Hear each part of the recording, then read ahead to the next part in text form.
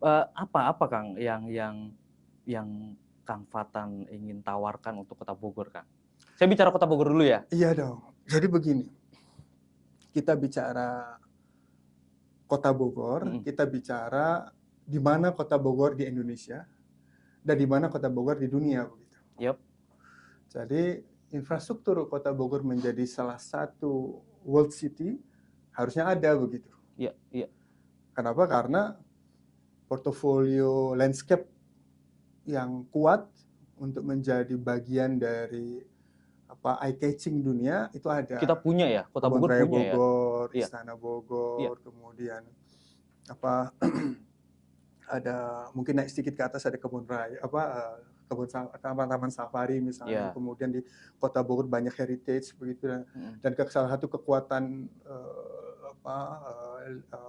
research ya di Bogor karena ada IPB, ada Iya. BRIN sekarang ya, dulu kan LIPI. Mhm. Jadi salah satu sumber hayati yang cukup kuat Pasar Mutfah itu kan ada, dan sainsnya juga ada di Bogor begitu. Iya Jadi iya. eh, Bogor secara alamiah itu sudah ada orang-orang yang dari luar, di luar Indonesia yang emang kuliah di sini, research di sini, kayak ada C4 begitu. Mhm. Jadi secara alami memang sudah punya Punya modal lah ya. stimulasi awal. Iya Gitu. iya. Nah ini yang kemudian harus dielaborasi menjadi world city. Oke, menarik menarik. Nah menjadi world city ini bukan hal yang mudah, tapi bukan hal yang susah begitu. Iya iya iya iya.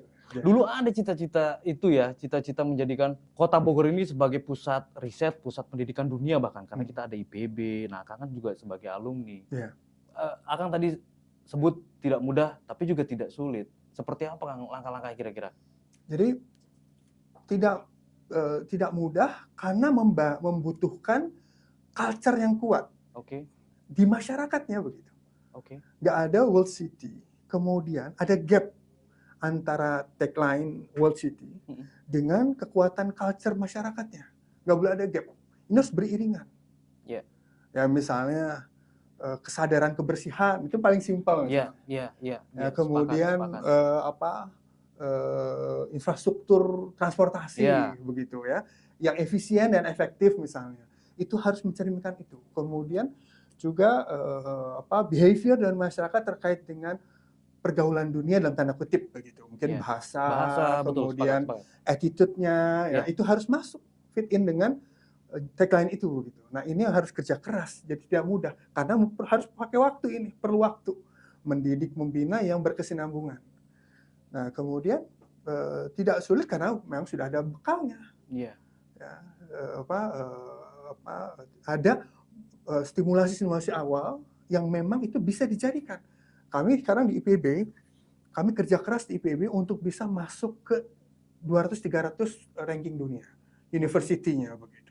Dan kami alumni IPB itu ada di 35 negara di 5 benua di oke. dunia. Jadi perkembangan jaringan ini pasti Iya menghendaki komitmen-komitmen berkepanjangan yang harus dibentuk untuk kerjasama research, untuk kerjasama macam-macam, program-program, project-project, dan ini melibatkan institusi-institusi besar di Indonesia maupun di dunia, iya kayak World Bank, kemudian WHO, FAO, itu pasti. Nah ini semua kan menjadi potensi besar, iya gitu. Di luar kemudian saat ini qadarullah emang presiden kita seringnya di Kota Bogor iya begitu. iya Ya, iya iya. banyak penerima tamu misalnya dari berbagai negara. Jadi ini adalah potensi. Nah ini yang pernah saya sampaikan ke Pak Wali Kota, ke Wakil Wali Kota. Pernah pernah ngobrolin Saya gitu? sambil ada acara bersama Mhm. gitu, saya sampaikan arahnya diperkuat ke World City. Visi World City-nya harus terbentuk begitu.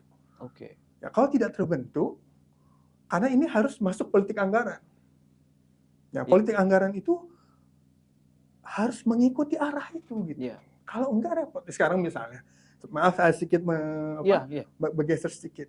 Misalnya di Bogor Selatan, di beberapa kelurahan belum ada SMP-nya misalnya. Dari Iya. SD kemudian bergeser SMP-nya jauh, ada di jadi butuh berapa SD yang ada di Bogor Selatan itu harus berapa puluh kilometer atau berapa kilometer dengan kos yang lebih tinggi untuk sekolah SMP-nya. Kenapa? ini juga nggak segera dibangun SMP yang dekat dengan beberapa SD, Ya. kemudian ini bisa efisiensi biaya buat para siswanya, orang tuanya, yang kemudian terkonversi biaya itu menjadi upaya penguatan gizi mereka misalnya. Iya, Nah iya. ini kompleksitas ini harus di-solving, dijadikan prioritas, ini politik anggaran.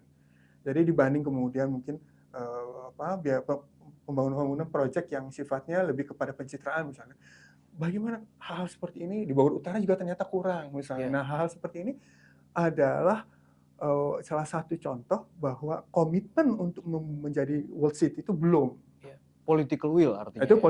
political will. Anda akan perjuangan itu kalau Oh itu bagian dari oke. arah itu. Ya. Jadi kita hidup ini kan harus dengan guidance ke depan. Nah, itu kan biasa lah, Ya. ya. Karena punya kayak guidance, maka konsistensi ke arah sana harus dibentuk begitu. Nah ini kemudian kita harus ikut sertakan dalam proses itu. Dan saya kalau memang takdir emang ada di sana, ya kita ikhtiarkan bagaimana kemudian sama-sama dengan kekuatan yang ada di pusat bisa mengarahkan ini begitu. Karena Ya. Bogor ini dengan adanya RI 1 di situ, sana di situ, seharusnya ada berapa perhatian tersendiri di luar Betul, sepakat saya. anggarannya yang ada begitu. Betul. Jadi bisa melibatkan portofolio kementerian untuk masuk. Harusnya Begitu. berjuang Nah, ya. iya, itu bagian dari Betul, betul. komitmen itu. Kang, apakah itu bisa menjadi tantangan? Saya masih bicara di Kota Bogor ya. Menjadi jawaban nih tantangan ibu kota pindah. Nah ini kan selama ini kan Kota Bogor pemasukannya besar dari jasa dan yang menggunakan itu ya kementerian, ASN kementerian untuk mereka melakukan MICE gitu ya di hotel-hotel dan tempat-tempat wisata di Kota Bogor. Apakah menurut Akang itu bisa menjadi jawaban World Cities ini? Iya, terkait dengan pemindahan ibu kota, kemudian saat ini, jadi kalau kita bicara World City, maka kita bicara aktivitas yang melibatkan stakeholder dunia. Oke. Kalau kita hanya melibatkan stakeholder kementerian, hanya itu, berarti kekuatan daya dorong ekonomi, boosting ekonominya hanya dari lokal saja. Iya. Nah, jadi kalau ini emang sudah terbentuk menjadi sebuah kekuatan konsolidasi stakeholder internasional masuk di sini, maka daya dorong itu tidak daya dorong utama akan beralih dari kekuatan MICE tadi untuk lokal tadi dari beberapa kementerian, ini menjadi portofolio dunia masuk di sini. Iya. Nah, jadi berbeda sedikit. Walaupun dia pindah ibu kota, ini ada daya dorong pertumbuhan baru gitu. Iya. Intensitasnya diperkuatkan supaya stakeholder dunia itu masuk. Misalnya kita IPB ada dari 10 kegiatan international seminar atau workshop, kita dorong jadi 100 misalnya. LIPI atau BRIN misalnya ya, kita dorong riset-risetnya terkait dengan international support networking, didorong supaya dia bisa melibatkan lebih banyak lagi begitu. Iya. Nah, IPB sendiri sekarang udah hampir punya kerjasama dengan berbagai universitas di dunia tuh ratusan di berbagai puluhan negara begitu. Nah, ini yang kemudian ada kerjasama yang solid antara pusat-pusat Center of Growth ya, IPB, LIPI, kemudian Kebun Raya, kemudian Pemkot, itu sama-sama. Dia punya apa di sini? Dia akan arah apa ke depan? Kan? Apa yang bisa kita dorong lebih jauh? Kekurangannya apa untuk fasilitas kan begitu. Nah ini harus intensif supaya mendorong Bogor menjadi World City. Ini mimpi tapi Anda mengatakannya seolah-olah itu mudah, emang bisa banget melakukan itu kan? Oh, harus bisa, bukan bisa banget, harus bisa. Harus. Karena ada semua. Iya. Justru kalau tidak bisa itu yang aneh begitu ya? Nah iyalah. Tinggal sekarang kan prioritas anggarannya. Iya. Untuk memfasilitasi, mendorong dan memboosting begitu di semua portofolio begitu. Nah ini memang harus ada leadership yang egaliter terkait dengan kepentingan supaya semuanya dikonsolidasi.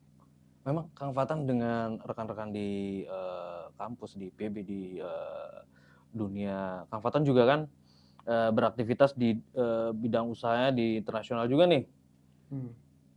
Ada pembicaraan-pembicaraan ke arah sana gitu Kang.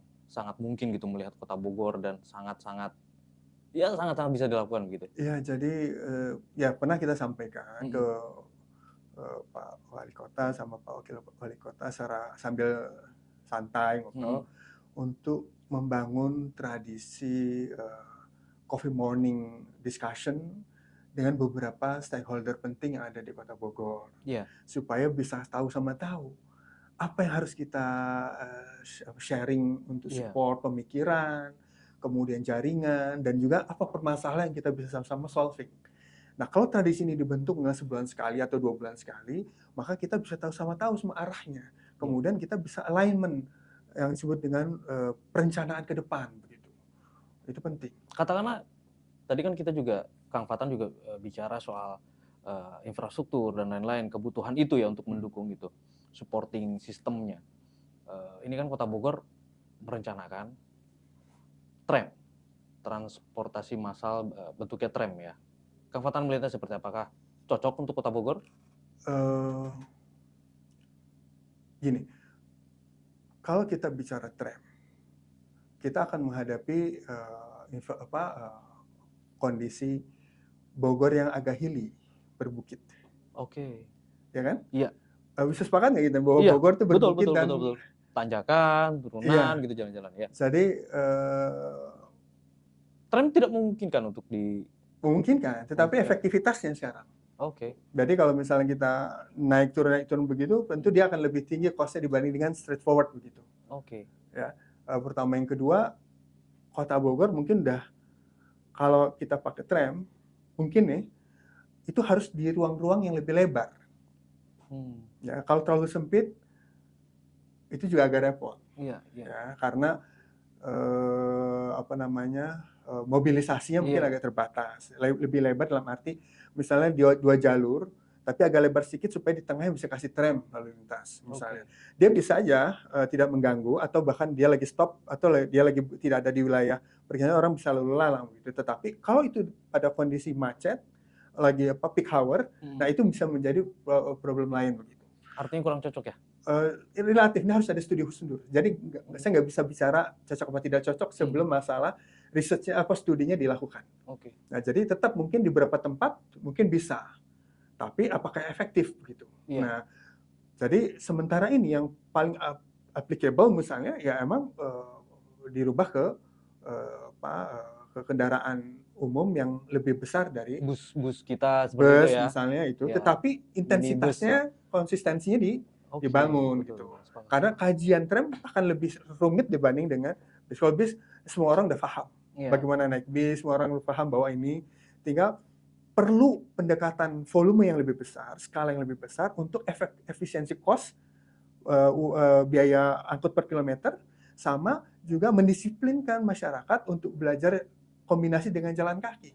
Ya, supaya tidak ada problem obesitas begitu. Itu mungkin harus dielaborasi lebih jauh. Iya. Kang Fatan, saya tertarik dengan World Cities ini ya. Ini kayaknya harus terus digaungkan ini untuk Kota Bogor. Nah, Kang Fatan juga tadi sampaikan bahwa salah satu PR-nya juga culture ya, budaya ya, nggak usah jauh-jauh buang sampah dan lain-lain. Ini entah Kang Fatan sudah tahu atau belum, tapi saya kasih info terakhir beberapa bulan lalu lah, itu data, mohon maaf, orang buang air sembarangan di Kota Bogor nih ya, baru 2 kelurahan yang sudah bebas dari aktivitas itu. Nah ini kan panjang nih dampaknya kan, efek dari perilaku hidup yang tidak sehat itu ya, sampai ke stunting, salah satu program yang pemerintah pusat geber banget nih. Bagaimana? Ini kan saya berharap ya Kang Fatan tentu tidak hanya selama mencalonkan diri begitu ya, apa yang bisa Kang Fatan lakukan, harus upaya-upaya seperti apa gitu, strategi seperti apa untuk menghilangkan itu. Jadi ini Kota Bogor loh, kita nggak bicara kabupaten loh, ini Kota Bogor. Iya, makanya saya sebutkan di awal tadi mengenai salah satu syarat menjadi World City itu, hal ini harus dielaborasi lebih jauh. Jadi kalau kita ingin membuat perubahan generasi, maka kita melibatkan perjalanan waktu dan konsistensi pendidikan. Nggak bisa kita bicara bahwa proses itu spot by spot. Nggak bisa. Oke. Jadi perjalanan waktu itu harus. Kan nggak bisa enggak. Orang ini sebuah proses perubahan ini memang harus melalui perjalanan waktu. Ya. Nah, ini harus disadari mengenai perjalanan waktu. Supaya orang jangan berpikir instan. Begitu harus jadi begini. Enggak. Ya. Karena kita ada filosofi perjalanan waktu, maka kita bicara proses pendidikan itu dari TK, SD, SMP ini harus di-boosting. Sejak itulah dilakukan masuk ke kurikulum pembinaan. Iya, iya, iya. Ya, jadi jangan kita mimpi anak-anak SMA yang udah selesai ke kuliah terus enggak. Kita bicara dari ini bahwa dia kalau ada sampah menghasilkan sampah, kalau yang plastik sampai ke sini, kalau yang organik dia bisa buat jadi begini.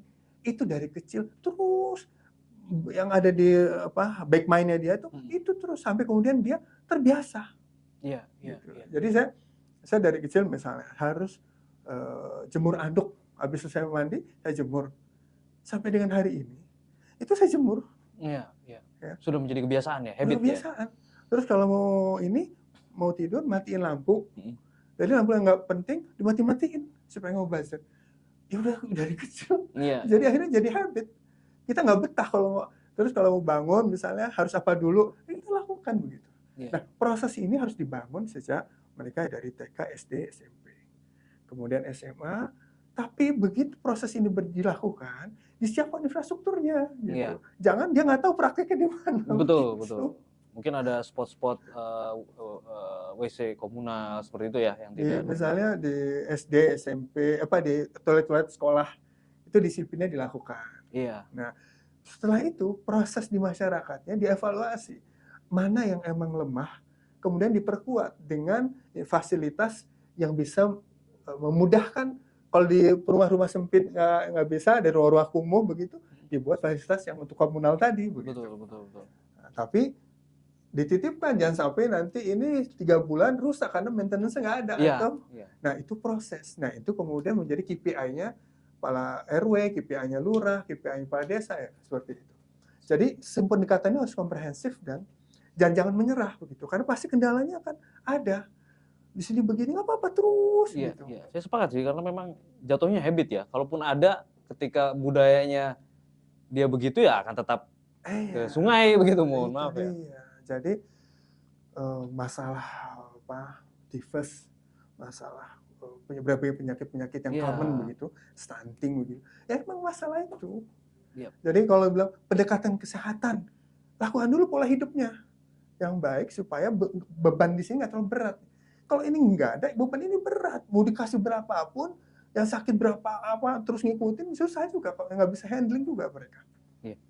Jadi emang harus kerja keras. Jadi filosofi perjalanan waktu harus. Kalau ini tidak disadari, maka tidak terbentuk perspektif perencanaan yang baik. Kan kalau pada saat jadi wali kota, dia target 5 tahun sampai dia selesai, bahwa ini udah mulai terbentuk di level mana gitu. Artinya dia harus boosting tuh. Anggaran wajib setiap tahun harus ada untuk kondisi ini, untuk program ini. Nggak bisa enggak, multi years. Nah itu kan komitmen, itu political will. Politik anggaran. Nah, kalau ini kemudian tidak terbentuk, jangan salahkan masyarakatnya. Para pengambil keputusan di kebijakan anggaran ini kemudian harus dievaluasi, dikoreksi juga supaya hal ini bisa dijembatani begitu. Sambil kita mengkoreksi juga Kota Bogor nih. Apa yang kurang dari Kota Bogor? Dari pemerintahannya ya, terutama ya kebijakan-kebijakannya. Di mata Kang Fatan. Ya, dari pembicaraan saya sampaikan di awal, mungkin menajamkan prioritasnya ya. Jadi tadi misalnya di beberapa wilayah yang agak jauh dari pusat pemerintahan, misalnya Bogor Selatan di bagian selatan banget, Bogor Utara sebagian. Kalau SMP-nya itu juga susah diakses. Dan dia yang dari pendapatan rendah ini di berbagai pelosok harus spending cukup signifikan dari waktu maupun biaya untuk bisa mencapai SMP yang lokasi jauh. Berarti kan ini tidak terfikirkan oleh pengambil keputusan. Hal seperti ini harus dikoreksi. Sudah selama ini loh ya? Ya kalau mohon maaf, kalau untuk yang saat ini kan udah hampir 10 tahun misalnya.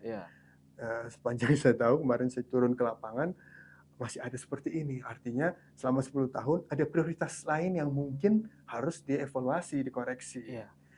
Sehingga ini yang menjadi amanat Undang-Undang Dasar harus terpenuhi. Ini kan amanat Undang-Undang Dasar. Betul. Jadi nggak main-main gitu. Apalagi budgetnya budgetnya negara itu untuk pendidikan itu kan 20%. Betul. 400 triliun lebih, hampir 500 triliun. Nah, ini kok ada berapa? Dan ini adalah lokasi yang sekitar 30 km dari ibu kota negara. Iya, iya.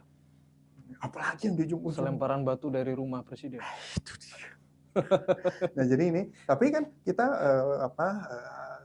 angkat ini sebagai komitmen untuk perbaikan. Tidak ada menjudgment apa-apa, tapi ini mungkin yang berikut mudah-mudahan jadi prioritas begitu, supaya hak dasar warga negara atas amanat undang-undang terpenuhi. Kalau Anda terpilih, hati-hati, Anda akan ditagih loh. Ya, Prioritaskan itu. Insya Allah. Karena gini lah, kita berkomitmen dengan dedikasi.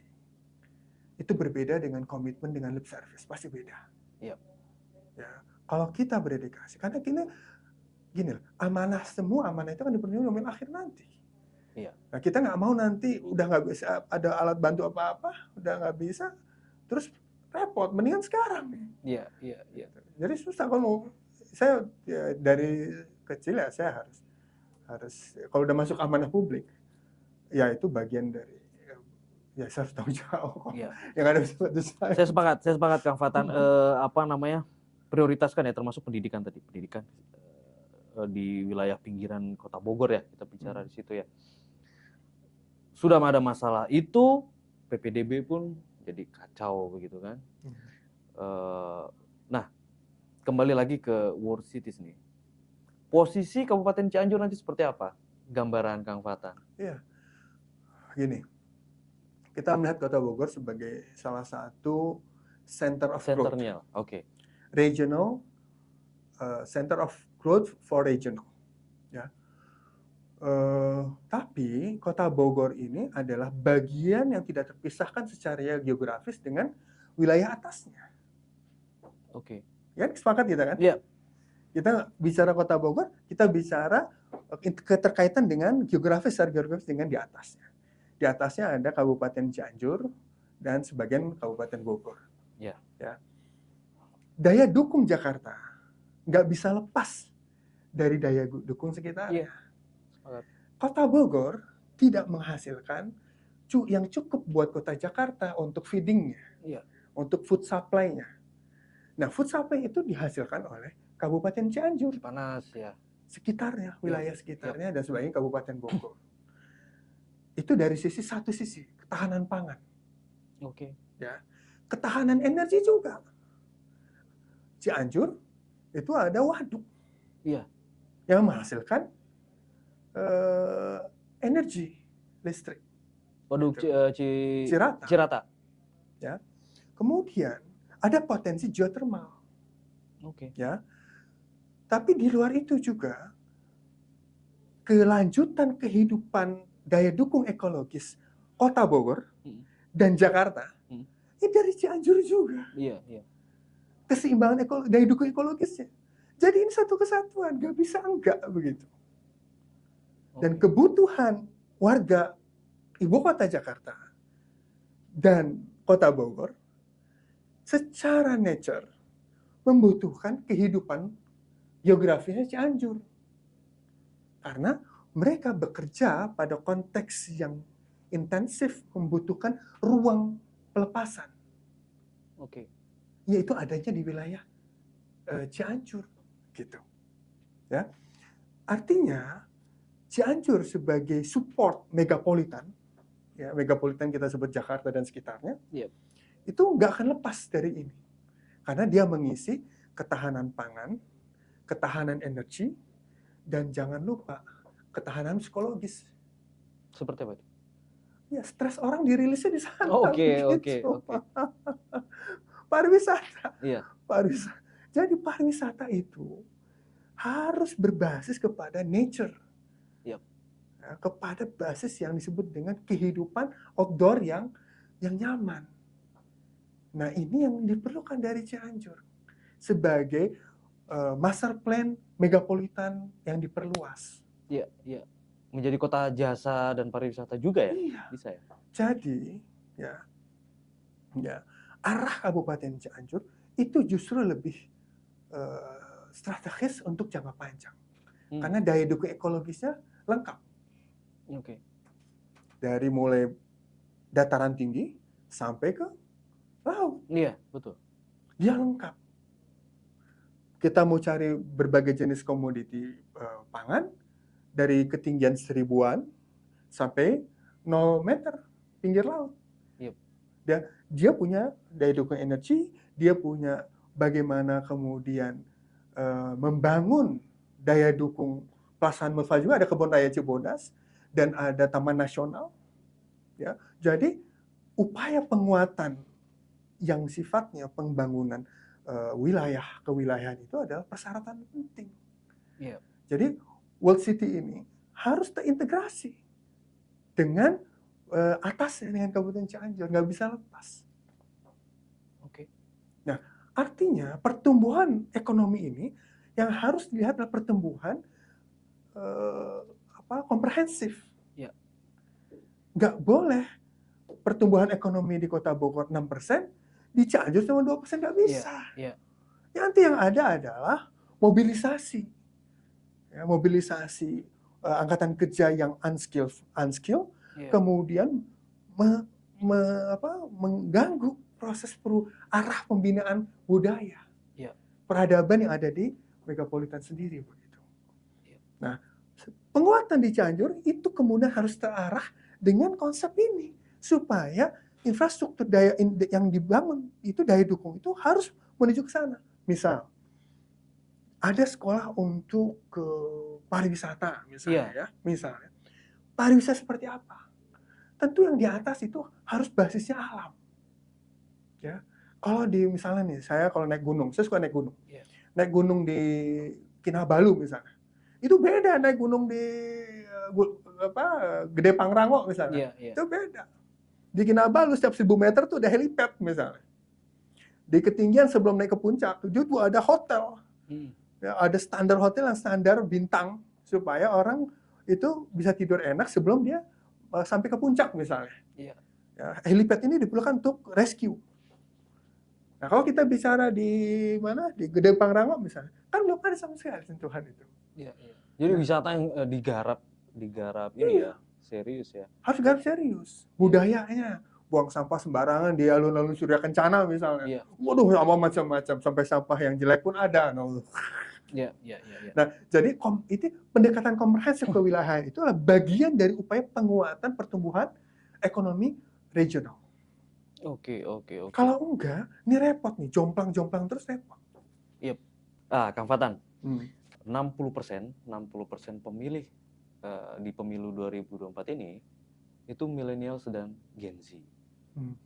Mirisnya, kemarin lembaga survei Visi Nusantara kalau nggak salah itu merilis bahwa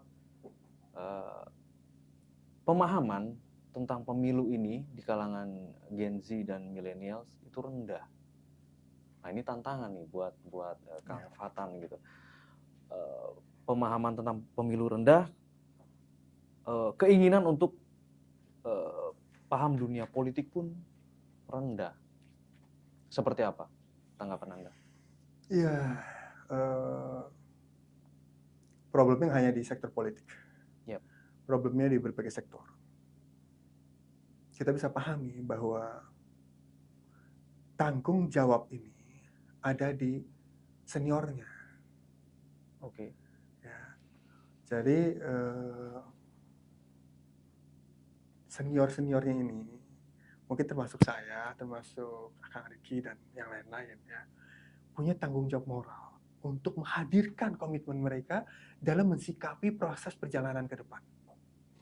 Ya, kalau tidak, mereka akan asik dengan gadget yang akan membawa mereka kepada sebuah halusinasi situasi masa depan. Iya. Ya. Yang jadi masalah itu kan nggak masalah, gadget oke aja, itu kan sebuah hal yang bagian integral dari perjalanan kehidupan zaman. Yep. Ya. Nah, tapi masalahnya yang berada di dalam gadget itu kan jadi pilihan. Dia mau berhalusinasi ketidakjelasan atau berperspektif terkait dengan sebuah situasi kehidupan bernegara misal, atau kehidupan yang lain yang sifatnya clear. Itu ada semua di situ begitu. Yep. Ya. Nah, tapi problemnya kalau tidak ada pembinaan, pilihan-pilihan itu kemudian hadir kepada halusinasi yang gak ada ukuran yang clear terkait dengan konsep hidup. Iya. Itu masalah besar. Atau bahkan membuat rusak. Iya. Apa namanya, strategi Anda untuk menyentuh itu saat ini, apakah Anda sudah melakukan itu? Anda sudah menyentuh anak-anak muda dalam apa namanya, memberi edukasi tentang politik dan pemilu ini? Oke, saya kasih contoh. Hmm. Seperti saya sampaikan tadi mengenai visi World City, Yep. misalnya. Saya kasih contoh bagaimana saya di himpunan alumni IPB, ya, sebagai ketua umum. Nah, pada saat itu hal yang pertama saya lakukan dalam organisasi ini adalah bagaimana membangun instrumen kaderisasi, ya, supaya masuk kepada kapasitas leadership yang cukup kuat mengisi lapisan kepemimpinan untuk ke depan. Yeah. Ya, kualifikasi seperti yang kita harapkan. Ini catatan begitu. Jangan sampai ini teman-teman alumni IPB yang juga salah satu center of leadership product, ya, buat bangsa ini tidak punya kapasitas, kan bahaya. Yeah. Ya. Jadi problemnya sama. Kami saat ini sudah bentuk yang disebut dengan mentoring leader misalnya, ya. Dan kemudian kita udah masuk lagi juga ke anak-anak SMA ya, untuk bisa yang masuk ke IPB itu kita bisa mapping mana yang punya potensi supaya begitu sampai ke IPB mereka tertarik ke IPB, tapi orang-orang potensial itu kemudian dibina lagi di IPB, sehingga kita bisa melahirkan para pemimpin yang akan mengisi lapisan kepemimpinan. Ya, proses ini kita lakukan secara intensif setiap tahun. Yeah.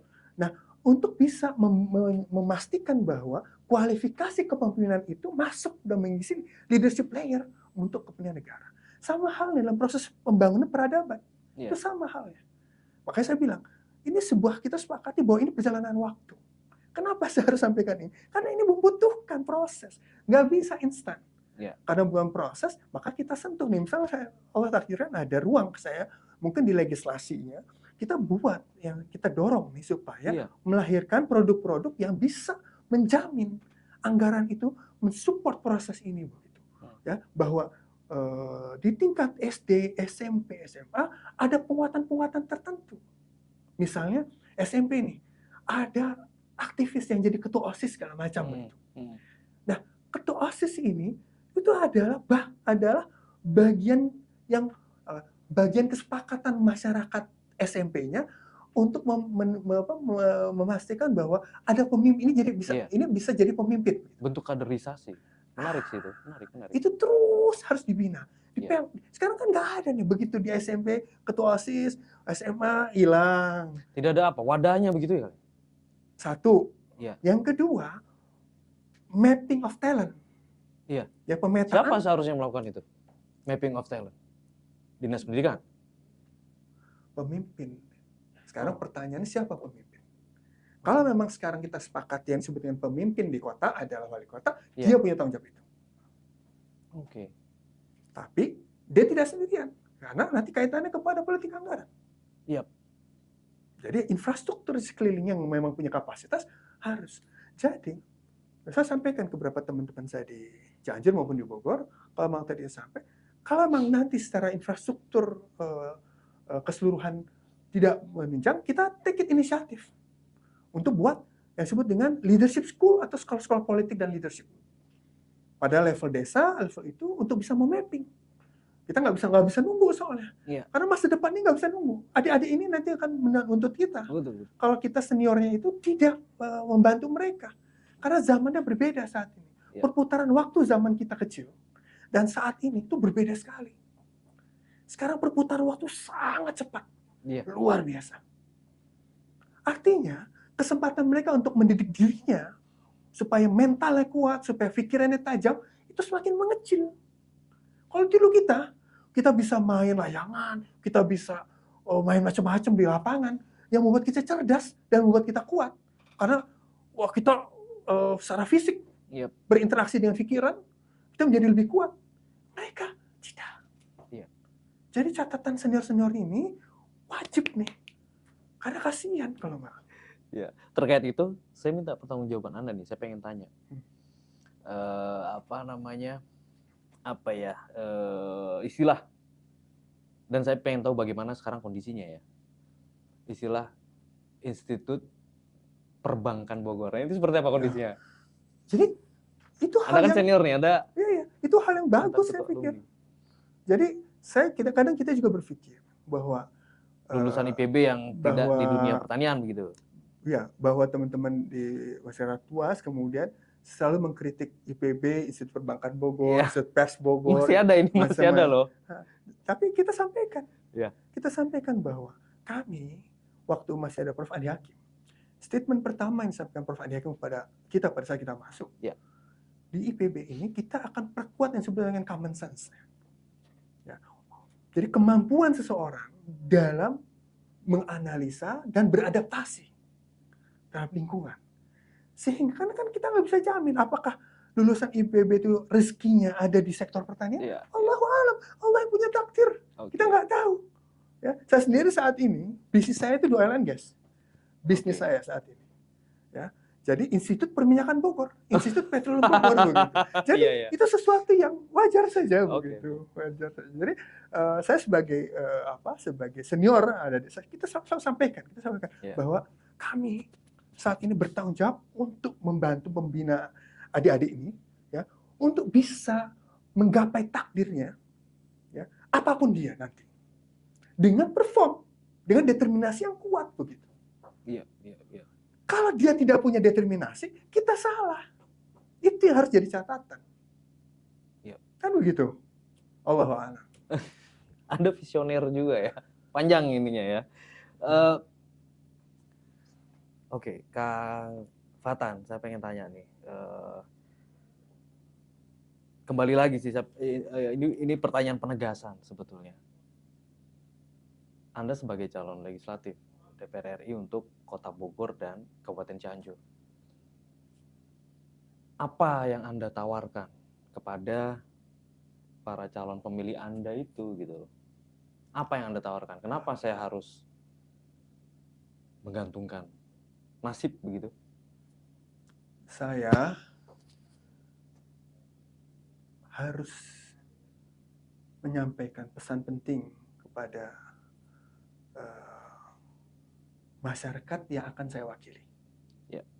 Pertama, pesan penting itu adalah bahwa ada salah satu warganya yang berkomitmen dan berdedikasi untuk menghadirkan sebuah perspektif kehidupan yang lebih baik ke depan dengan izin Allah. Itu pertama. Yang kedua, setiap detik waktu yang saya harus lalui dan setiap nafas yang harus saya hembuskan akan saya pertanggungjawabkan. Artinya, kami berkeinginan untuk berkhidmat karena saya sebagai seorang muslim, ya, saya pengen mudah nanti yaumil akhir. Untuk itu, saya harus banyak bawa amal. Ya. Karena kata Rasulullah, khairun nas anfa'ahum linnas. Kan? Sebaik-baiknya manusia itu yang bermaslahat. Nah, jadi itu komitmen ini yang saya harus hadirkan. Saya menghadirkan ini untuk hal tersebut. Saya selama ini jadi pengusaha di sektor usaha, kemudian bergeser ke politik karena khairun nas anfa'ahum linnas. Salah satu produk penting dari kemaslahatan yang luas itu melalui instrumen politik. Benar kan? Iya. Kalau kita di legislatif, kita akan punya produk-produk undang-undang yang mempengaruhi hajat hidup umat, hajat hidup masyarakat. Kalau hajat hidup ini kemudian tidak sesuai dengan tata nilai yang dijamin dengan Undang-Undang Dasar 45, mau dibawa kemana? Ya. Nah, itu yang saya sampaikan ke beberapa teman-teman saya udah hampir ke 32 kecamatan Cianjur dan 5 kecamatan di Kota Bogor. Dan ratusan desa saya sudah masuk. Jadi setiap saya sampaikan bahwa pertama, saya berharap saudara semua ikut serta dalam proses perjuangan ini. Yep. Karena kita meyakini instrumen politik ini adalah bagian dari perjuangan membangun masyarakat yang lebih baik. Betul. Jadi kalau dia kemudian bersama-sama berjuang dengan saya, mendukung saya, kalau Allah takdirkan saya kemudian menghasilkan amal jariah dan amal soleh yang menjadi jariah, maka semua yang mendapat jariah itu. Yep. Yang bagian dari memilih saya itu mendapatkan amal soleh, mendapat jariah, insya Allah. begitu. Jadi ini perspektif jangka panjang. Artinya tantangannya PR-nya adalah apatisme ya. Ya, untuk membangkitkan apatisme tadi kan sampaikan tuh bahwa Gen Z ya, kita harus bangun kesadarannya. Nah, membangun kesadarannya itu melalui pendekatan penguatan motivasi. Kemana kehidupan itu dia harus bawa. Ini yang saya selalu sampaikan. Setiap saya turun, itu saya dorong. Ya, bahwa Anda ini membantu upaya menghasilkan sebuah produk yang akan menjadi amal soleh. Kalau kemudian produk itu maslahat menjadi amal jariah. Kemudian dia ikut serta dalam proses itu dan menjadi bagian dari amal jariah itu. Itulah motivasi tertinggi seorang hamba. Ya, mau kemana dia? Kalau kemudian ada menawarkan sesuatu yang lebih pragmatis, saya bilang, itu satu hal. Tapi ini yang paling penting, karena nanti akan dibuka akhirat, saya bilang. Jadi pendekatan ini yang harus dibangun. Makanya saya tawarkan kepada masyarakat yang wakili begitu. Ini penting sekali, supaya niatnya itu diluruskan. Saya punya niat, ya diluruskan, dan mudah-mudahan istiqomah. Dan saya bilang, mohon doanya supaya lurus, bersih, dan istiqomah. Gitu. Saya aminkan. Insya Allah. Insya Allah.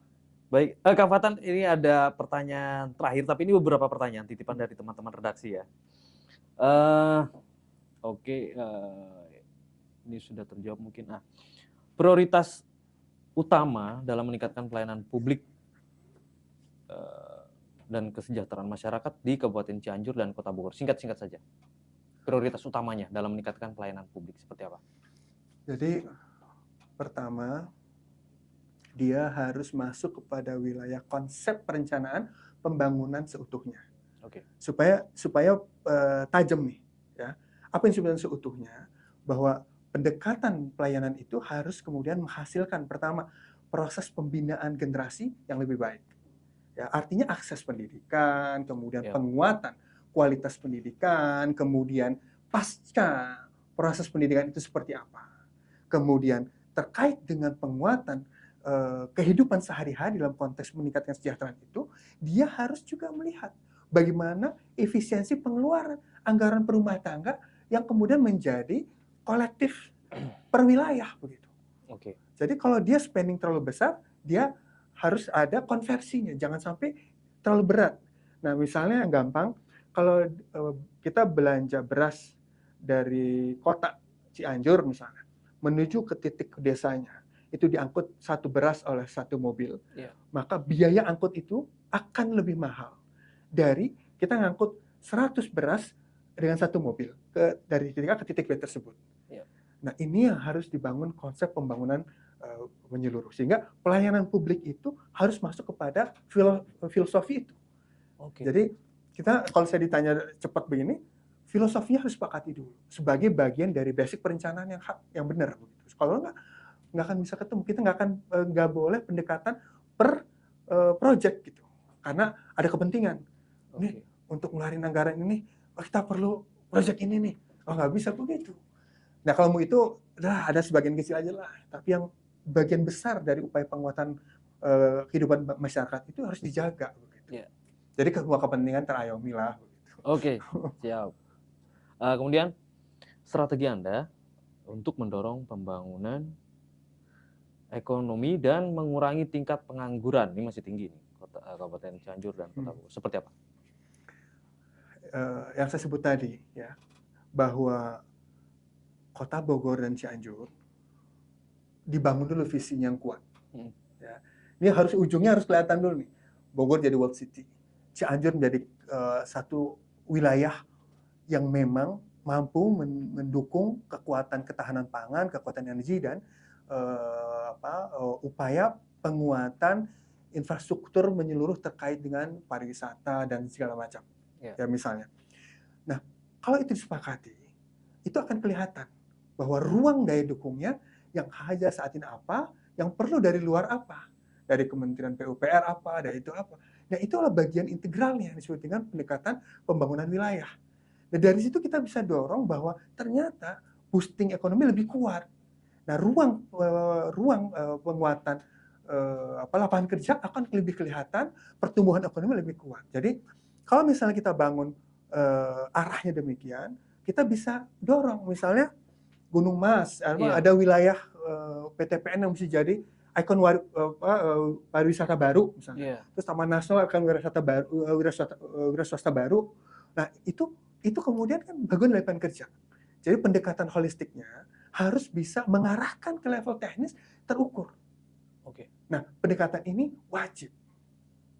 Mudah-mudahan sih karena kita saat ini juga paham ya. Mungkin yang paling simpel kita lihat ya. Ya, paling simpel. Misalnya IPM Cianjur rendah. Misalnya, apakah rendah? Belum tentu.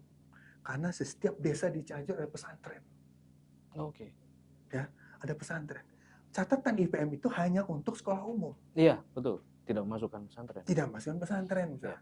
Ini kan untuk bisa naikkan IPM itu kan gampang aja. Ada budget untuk ada kelas C apa itu. Iya. Ya. Bisa, betul. Setiap pesantren itu, ya, mereka itu udah berjuang supaya anak ini nggak buta. Betul. Pendidikan umumnya ya. Jadi gini, pesantren ini menghasilkan produk yang dia bisa hidup. Ya, pendidikan umum ini untuk menguatkan skillnya aja. Ya, dia bisa berhitung lebih detail. Ya. Tapi untuk hidup ini udah cukup pesantren misalnya, gitu kan? Nah, ini harus ada kombinasi. Tinggal menyentuh ini. Kalaupun belum ada kebijakan yang terkoordinasi dengan Kementerian Pendidikan dan Kementerian Agama, ya kita nggak bisa nunggu. Ya, ayo jalan dong Pemko-nya supaya jalan supaya ini naik IPM-nya. Menarik. Nah, pendekatan anggaran masuk. Jadi masif kelas C. Kalau nggak kuat, minta Kementerian Agamanya dorong, pendidikannya dorong supaya ini masif.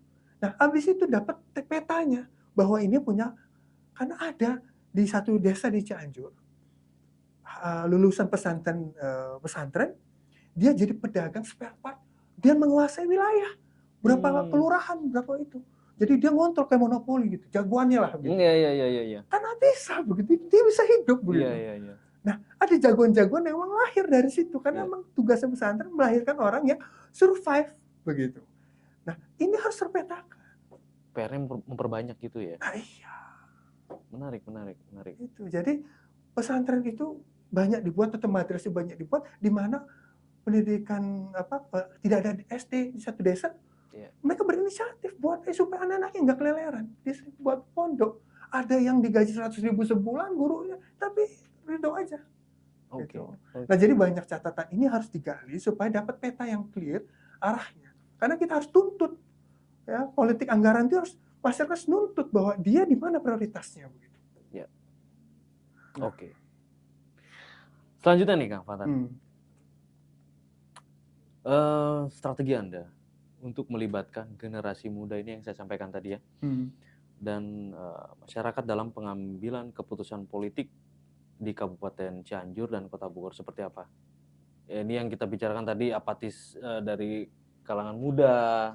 Ini seperti apa? Ya, jadi kalau misalnya catatan pembinaan kader ini terbentuk ya, atau paling tidak mereka adalah orang-orang yang menjadi lokomotif buat gerbong-gerbong yang ada di sekitarnya, maka kita punya proyeksi kapasitas generasi yang mampu mengawal secara fair, nggak hanya berdemo tanpa solusi. Nah, sekarang kita paham bahwa kalau kita bicara orang menyampaikan aspirasi tanpa solusi, ini kan tidak menjadi instrumen untuk penguatan. Ya, kita paham bahwa pengambilan keputusan politik untuk anggaran atau apapun itu adalah hak pemimpin, dalam hal ini mungkin bupati atau wali kota atau partnernya. Tapi peran serta ini adalah upaya untuk selalu menjaga alignment-nya, untuk selalu searah dengan tujuannya begitu. Tidak terganggu oleh kepentingan politik kepentingan kelompok sesaat terkait dengan tarik-menarik kepentingan begitu.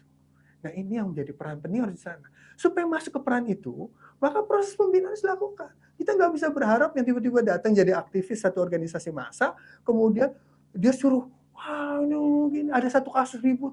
Jangan. Kalau ada satu kasus ribut, udah habis itu diademkan, ribut lagi. Itu namanya, itu ad hoc atau sporadis. Nah, kalau sporadis, apakah Anda bisa mengharapkan mereka bisa mengawal sebuah agenda panjang? Tidak.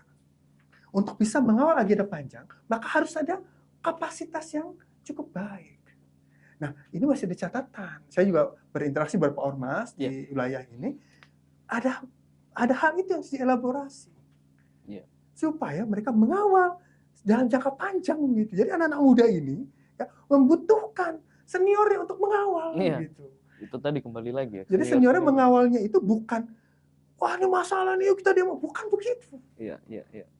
Dia harus dikawal pada saat dia dilantik, kemudian setiap minggu harus dielaborasi dengan topik-topik menarik mengenai kehidupan yang ada di wilayahnya. Anda sudah melakukan itu? Ya, kita bekerja sekarang dengan mentoring leader di IPB, di alumni IPB, di himpunan alumni IPB. Kita bekerja dengan aksi relawan mandiri. Jadi kita punya 3 instrumen penting di himpunan alumni IPB yang kita bangun untuk bisa menguatkan basis kaderisasi. Ya, ada mentoring leader dan beasiswa lah, YAPI, Yayasan Alumni IPB, ada aksi relawan mandiri yang ini juga menggather social sense yang dari masyarakat alumni dan sekitar dan umum. Kemudian kita ada alumni business chamber. 3 instrumen ini untuk mulai menarik ya. Dan kita hadirkan adik-adik ini untuk melapiskan. Karena nanti mereka akan jadi pemimpinnya. Ya, tapi mereka harus paham bahwa mereka harus punya daya analisis untuk bisa melihat proses perjalanan sistem jangka panjang. Dan kemudian mereka buat pendekatan-pendekatan solusinya supaya bisa mengawal. Kan kalau kita datang demo kemudian diajak diskusi lebih dalam, yang ada, wah harus begini, nah pas harus begini tuh yang kemudian kesalahannya senior. Kenapa nggak membuat pembinaan yang berkelanjutan begitu? Izin Komandan. Siap. Mantap. Gitu. Kang Fatan, aktivitas sehari-hari apa Kang sekarang? Saya usaha. Di bidang tadi saya di service-nya, di sektor usahanya di oil and gas. Jadi saya ada kerjaan di Pertamina Hulu, Pertamina Hulu Mahakam, di Petronas, yang blok-blok yang ada di Indonesia, di berbagai KKS lah ya, Petronas ya, BP ya, Pak Husky dulu ya, saya punya kerja, macam-macam lah yang ada, tapi masih di Indonesia. Kemudian sekarang kita mulai masuk ke energi, ke mining, sama ada properti begitu. Ada agriculture juga supaya it's belong to my background gitu. Pertanggungjawaban gitu. Itu dia. Tadi saya mau nanya itu, masih ada lah ya. Iya dong. Oh, harus. Karena dulu saya juga awal salah satu usaha saya dulu adalah di palm oil trading. Jadi saya dari dagang ya, dari literan, kemudian jerigenan, begitu, kemudian drum, termasuk di Kota Bogor. Saya dulu punya dari mulai Jasinga sampai ke Kota Bogor, outlet begitu, di pasar-pasar. Jadi kemudian sampai truk trucking sampai ke ekspor pakai kapal tanker ke beberapa negara begitu. Karena saya pernah baca juga Kang Fatan di ketahanan pangan, di pangan juga, industri pangan ya. Nah ini sayang juga waktunya juga mepet. Saya pengen sebenarnya menarik kita kupas tentang ketahanan pangan. Karena Anda kan juga IPB, lulusan IPB begitu kan, kemudian ancaman-ancaman global, atau boleh sedikit seperti apa? Sedikit ini ketahanan pangan. Ini harus ini filosofi dasarnya. Filosofi dasarnya adalah setiap orang itu harus makan. Ya. Bukan makan apa? Ini nih harus paham dulu. Setiap orang harus dijamin amanat undang-undang juga. Dia bisa makan dengan baik. Jangan kemudian dipaksakan harus makan beras misalnya. Jadi perspektif makanan pokok bangsa Indonesia beras itu harus dirubah. Itu dulu nih. Ya. Ini salah satu contoh ya, pemikirannya. Jadi sebagian masyarakat kita itu makan sagu, itu makanan pokoknya, misalnya, ya kan? Ada. Kemudian makan jagung, itu makanan pokoknya. Jangan paksakan mereka makan beras. Jangan. Supaya turunan ke bawahnya ini nggak kompleks gitu. Masa beras dibawa dari Surabaya misalnya ke Ambon, ya biayanya mahal. Betul. Kosnya tinggi, harga per kilogramnya pasti tinggi. Di sana makannya sagu, ada ratusan hektar, ribuan hektar tanaman sagu di sana. Itu makanan pokoknya, sudah selesai. Bisa tangkap poin saya? Iya. Nah, ketahanan pangan filosofinya harus ke sana. Jadi, artinya kalau saya tanya ini, food estate bagaimana jawaban Anda? Jadi begini, kompleksitas pendekatan itu Ya. Terkait si food estate itu harus dipahami pada pertama yang paling penting adalah skala ekonomi. Oke. Ya, Jawa nggak akan bisa menjawab skala ekonomi. Oke. Ya, kalau kita bicara misalnya gandum sama beras misalnya, Ya. atau kita misalnya di Cina ya, mereka punya 1.000 hektar tanaman padi misalnya. Ya. Tapi mereka mau mekanisasi. 1.000 hektar itu dilakukan hanya misalnya oleh 30 orang saja. Dengan di Jawa misalnya 1.000 hektar itu dilakukan oleh 100 orang. Biayanya beda apa sama? Oh iya, beda dong. Jelas beda dong. Iya, skala ekonominya beda. Di sini mungkin per kilogram jatuh biaya handlingnya itu misalnya di sini 100, yang 100 orang, di sini 30, biaya handling cost-nya per unitnya mungkin cuma 30 misalnya. Iya. Jadi filosofi harus dibentuk. Artinya strategi di Jawa ini harus kepada high economic value commodity begitu. Misalnya berasnya harus yang yang premium tanamnya gitu.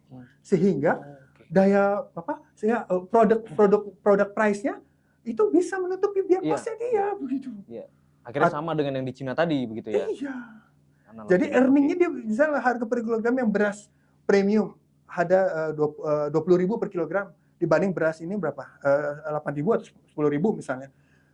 Beras yang biasa. Ya dia bisa tutup biaya per cost-nya. Karena itu lebih tinggi, dia beras premium begitu. Jadi strateginya harus mengarah kepada product value. Ya. Jadi selain portofolio makanan pokok yang ada pada basis komunitas, juga kepada skala ekonomi maupun product value. Itu ketahanan pangan juga akan mencapai titiknya. Food estate yang ada di wilayah tertentu yang bisa dilakukan dibuka 10.000 hektar misalnya dengan mekanisasi, ya itu pasti harganya jauh. Nah, kalau kita harga sama Vietnam sama Thailand bisa rendah ya karena mereka menggunakan mekanisasi yang skala besar. Nah, jadi pendekatannya memang harus komprehensif. Jadi pendekatan food estate pun harus mempertimbangkan hal itu. Gitu. Baik, Kang Fatan Kamil, calon legislatif P3 untuk Dapil Kabupaten Cianjur dan Kota Bogor. Nomor urut berapa Kang kalau boleh tahu? Ya, saya nomor urut 2. Nomor urut 2. Oke. Insyaallah. Terima kasih diskusinya. Siap. Kang Fatan. Jangan lupa sama saudara-saudara yang lain. Oh ya. Disampaikan salam saya. Mohon doanya begitu insyaallah supaya istiqomah. Amin.